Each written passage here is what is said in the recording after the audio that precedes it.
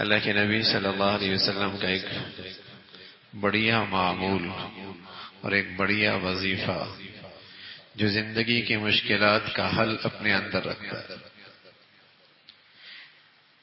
وہ وظیفہ جس قدر مؤثر ہوگا اور جس قدر طاقتور ہوگا، اسی قدر وہ زندگی کی مشکلات میں، مصائب میں، پریشانیوں میں، حالات میں وہ وظیفہ نافع ہوگا۔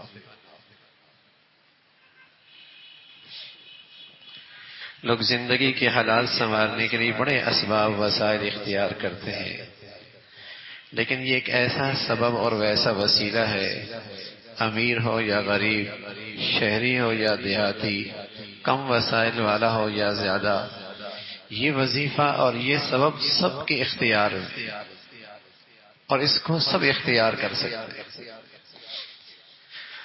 اور وہ عظیم الشان عمل پیارے رسول صلی اللہ علیہ وسلم کا ہے، الدعاء دواء، دعا بھی ایک دوا ہے، دعا بھی ایک علاج ہے، دعا بھی ایک سبب ہے، دعا بھی ایک وظیفہ ہے، دعا بھی ایک بڑھیا عبادت ہے، اور دعا ایک مؤثر ترین عمل ہے جو زندگی کی مشکلات سے آدمی کو نکالتا بھی ہے، مصائب سے محفوظ بھی کرتا ہے۔ آپ علیہ الصلوۃ والسلام فرمایا کرتے تھے، وَاسْتَقْبَلُوا أَمْوَاجَ الْبَلَاءِ بِالدُّعَاءِ وَالتَّضَرُّعِ، سبحان اللہ، آنے والے مصائب کا اور پریشانیوں کا اور ناگہانیوں کا اور حالات کا، اس کا استقبال کرو دعاؤں کے ذریعے، اور اللہ کے سامنے گڑ گڑا کر محفوظ ہو جاؤ، محفوظ ہو جاؤ۔ ایک مرتبہ کوفہ میں زلزلہ آیا، زمین ہلی، جیسے ہمارے ہاں اللہ نے حفاظت فرمائی، کرم فرمایا، بہت ہی کرم فرمایا، پورے ملک کی زمین نے جھٹکا کھایا، زلزلہ آیا تو کوفہ میں آیا تو اللہ کے نبی صلی اللہ علیہ وسلم کے پیارے صحابی عبداللہ ابن مسعود رضی اللہ تعالیٰ عنہ، جنہوں نے اللہ کے نبی کی بڑی صحبت اٹھائی اور آپ کی خدمت میں بیٹھ کر بڑا علم حاصل کیا، حضرات صحابہ میں بڑا مقام ہے، محدث ہیں، محدث، فقیہ ہیں، فقیہ، محدث بھی ہیں، فقیہ بھی ہیں، بڑے آدمی ہیں، بڑے علامہ ہیں، اور یہ سب کچھ اللہ کے نبی کی صحبت میں بیٹھ کے حاصل کیا۔ آپ کی صحبت ملی، آپ کی صحبت سے دین سمجھا، آپ کی صحبت سے علم ملا، تو کوفہ میں تھے، زلزلہ آیا تو آپ نے لوگوں کو تلقین فرمائی، نصیحت فرمائی، لوگوں اللہ چاہتا ہے تو مجھ سے معافی مانگو۔ زلزلہ آیا، فرمایا لوگوں اللہ یہ چاہتا ہے تو مجھ سے معافی مانگو۔ پھر لوگوں سے خطاب کیا، لوگوں اللہ سے دل کی سچائی سے معافی مانگو۔ زلزلہ ایک تنبیہ ہے، ایک تنبیہ ہے، لوگوں اللہ سے معافی مانگو، اللہ سے معافی مانگو۔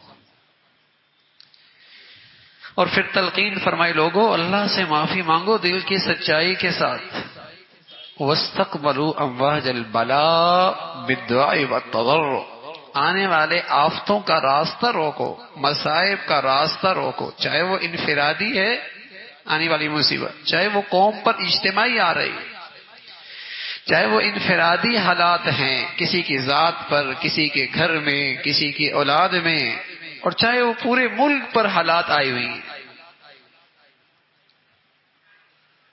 کوئی مصیبت آئی ہوئی ہے، فرمایا وَاسْتَقْبَلُوا أَمْوَاجَ الْبَلَاءِ بِالدُّعَاءِ وَالتَّضَرُّعِ، فرمایا یہ سبب اختیار کرو، وہ یہ وظیفہ اختیار کرو، محفوظ رہو گے، حفاظت ہو جائے گی، کہ اللہ تعالیٰ کے سامنے گڑ گڑاؤ اور دعائیں کرو۔ تو فرمایا دعا بھی ایک بہت بڑی دوا ہے، دعا دوا ہے، بہت بڑی دوا ہے، دوا۔ بعض دوائیں بہت مہنگی ہوتی ہیں، غریب آدمی کی اس تک رسائی نہیں ہوتی، بعض دوائیاں ایسی ہوتی ہیں کہ پیسہ ہوتا ہے لیکن صحیح اس دوائی کی بیماری کے ساتھ تشخیص نہیں ہوتی کہ یہ بیماری کے لیے یہی دوائی ہے، پیسہ ہے، تشخیص صحیح نہیں ہو رہی. یہاں بیماری ہے، دوائی ہے، پیسہ نہیں ہے. تو پیارے رسول صلی اللہ علیہ وسلم نے ایک ایسی دوائی بتائی ہے نا، غریب امیر، پڑھا لکھا کم پڑھا لکھا، اگر اس دوائی کو مؤثر بنا دے، ہے تو دوا ہے، لیکن اس کے میں مؤثر کتنا کر سکتا ہوں، اس میں طاقت کتنی پیدا کر سکتا ہوں، یہ اختیار ہے. یہ اللہ کے نبی صلی اللہ علیہ وسلم نے رہنمائی فرمائی کہ اس دوا کو کتنا مؤثر بنایا جا سکتا ہے، اور کتنا طاقتور بنایا جا سکتا ہے، اور کتنا حالات کے لیے نافع بنایا جا سکتا ہے. آپ فرمایا کرتے تھے الدعاء سلاح المومن، دعا مومن کا اسلحہ ہے. سبحان اللہ، دعا مومن کا اسلحہ ہے. میری بیٹیوں کے پاس ہو، میرے گھر میں ہو، میرے اولاد میں ہو، تو گویا کہ انہوں نے اپنی حفاظت کا سامان کر لیا. میری زندگی کا وظیفہ اور معمول دعا ہے، گویا کہ آپ نے اپنے لیے اسلحہ حفاظت کا انتظام کر لیا. الدعاء سلاح المومن، دعا مومن کا اسلحہ ہے،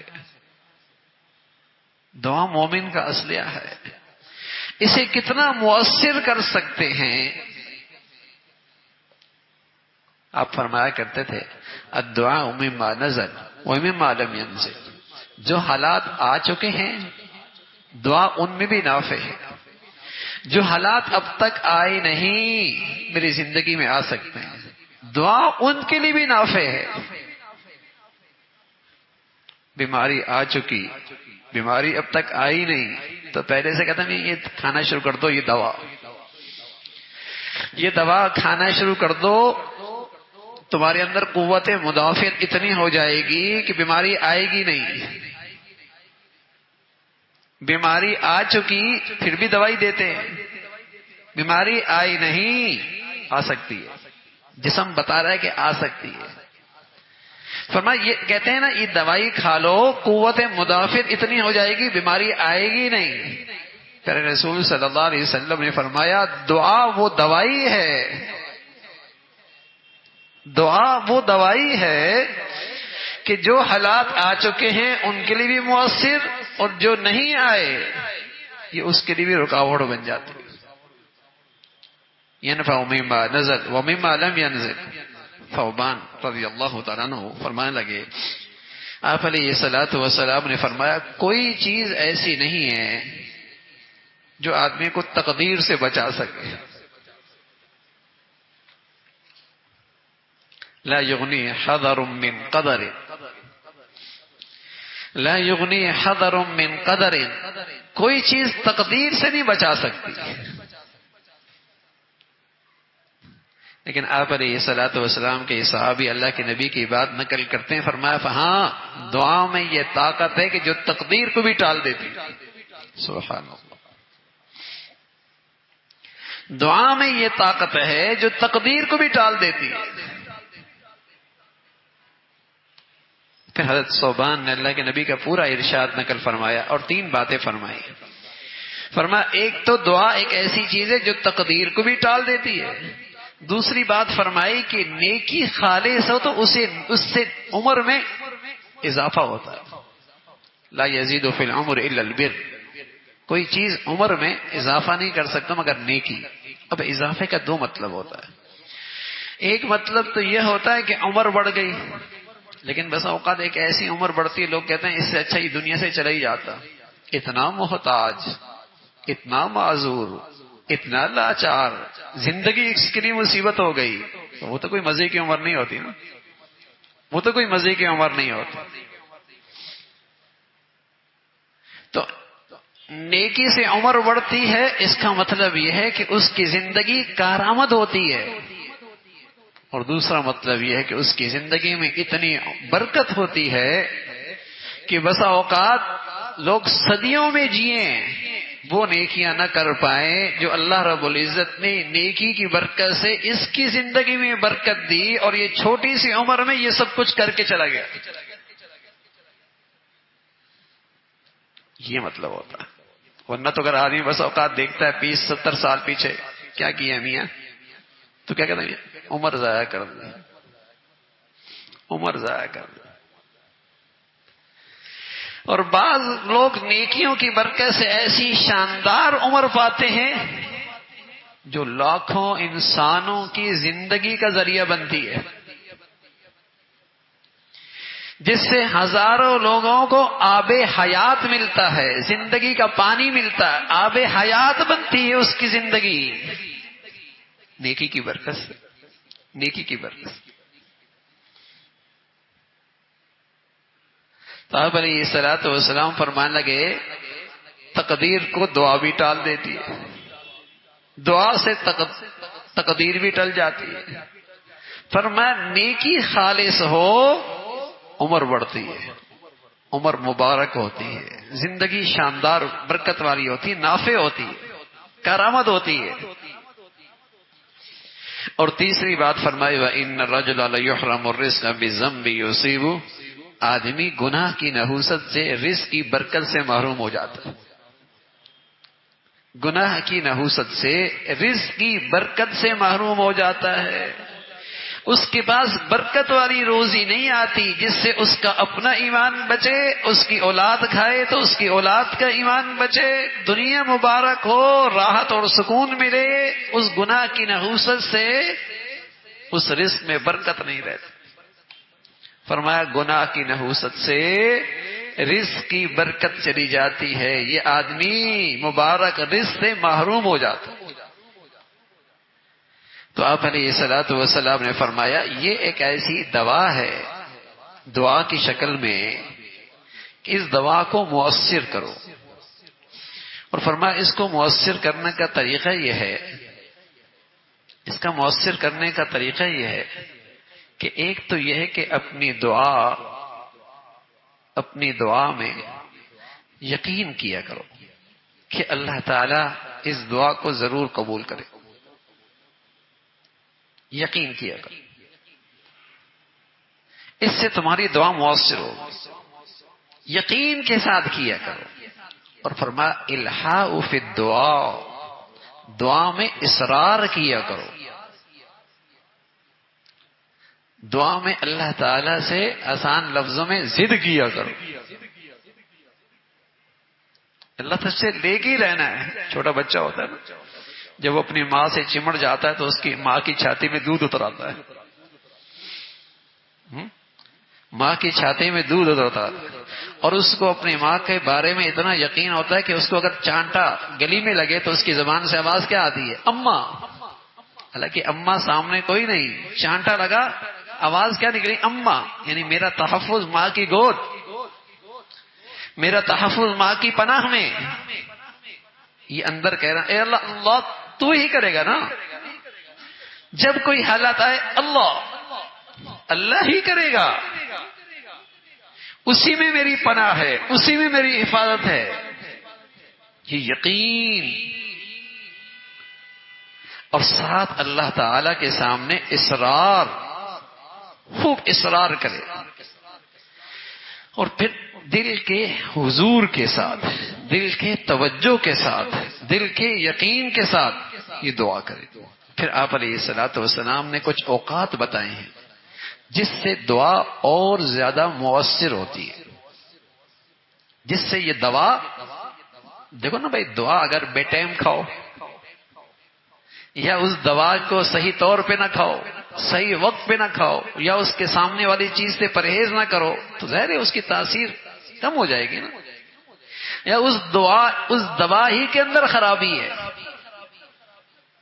تو دعا جب دوا بنتی ہے تو اس کی اندر خرابی کیا ہوتی ہے کہ آدمی کوئی گناہ کی چیز مانگ رہا، اس کا مطلب یہ کہ یہ دوا ٹھیک ہی نہیں ہے،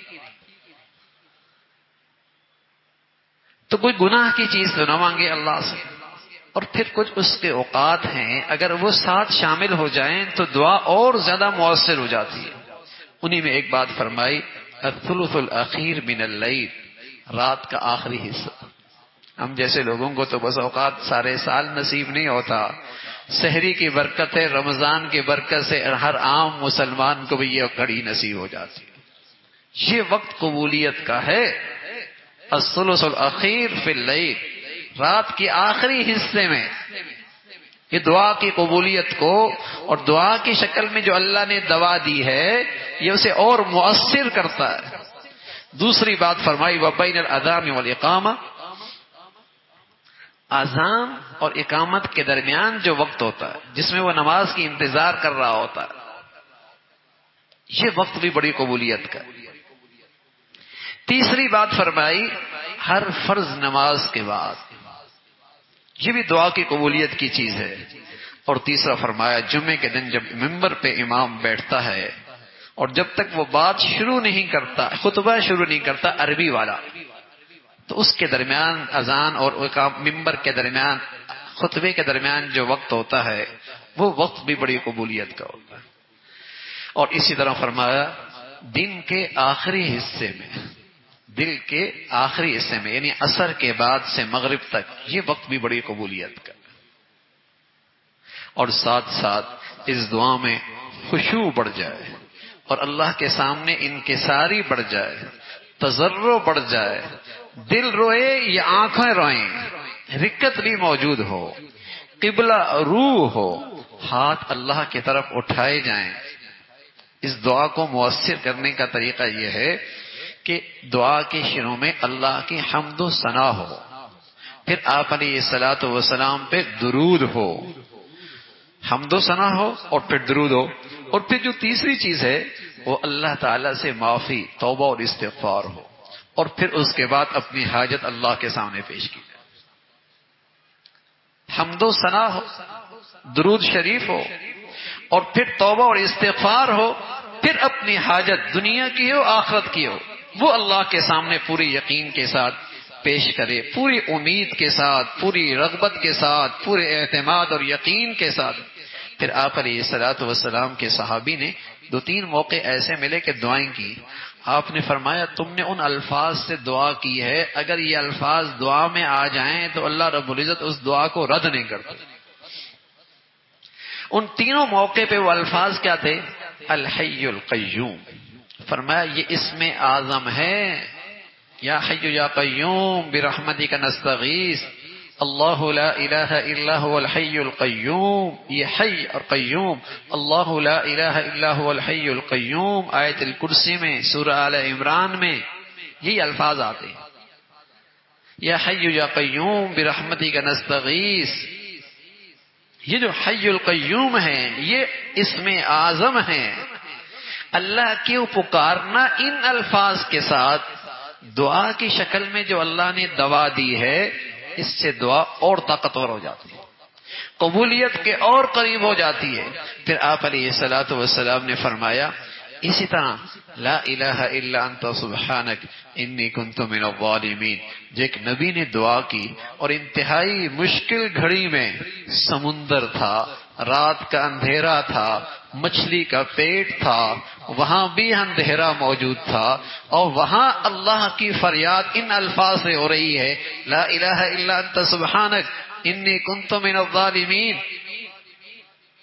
فرمایا جو یہ دعا کرے گا اللہ اس دعا کو ان الفاظ کے ساتھ رد نہیں فرمائیں گے۔ صحابی کہنے لگے یا رسول اللہ یہ صرف اسی صحابی کے لیے جو بچھلی کے پیٹ میں تھے یا سب کے لیے؟ فرمایا اللہ تعالیٰ نے یوں کہا ہے فاستجبنا لہ، ہاں، اور پھر آگے اللہ رب العزت نے خوشخبری بھی دی ہے کہ یہ اللہ رب العزت یہ دعا سب کے قبول کر، جو بھی ان الفاظ کے ساتھ صحیح یقین کے ساتھ اللہ سے مانگتے ہیں اللہ تعالیٰ اس کی دعا قبول فرماتے ہیں۔ تو میرے عزیزو، رمضان کی یہ گھڑیاں بڑا اچھا موسم ہے اللہ سے دعاؤں کے ذریعے تعلق بنانے کا، قرب حاصل کرنے کا، اور اپنی حاجات اور مشکلات سے نجات کا، اور اللہ سے دنیا آخرت کی نعمتیں مانگنے کا۔ دعاؤں کے ذریعے سحری بھی نصیب ہوتی ہے، الحمدللہ افطاری کا وقت دن کے آخری حصے میں نصیب ہوتا ہے، اور الحمدللہ طبیعتوں میں ایک ویسی رقت اور نیکیوں کی طرف میلان ہوتا ہے۔ تو اللہ کرے اس عمل کی ہم سب کو توفیق ملے اور ہم سب کے لیے اللہ کے قرب کا یہ عمل ذریعہ بنے۔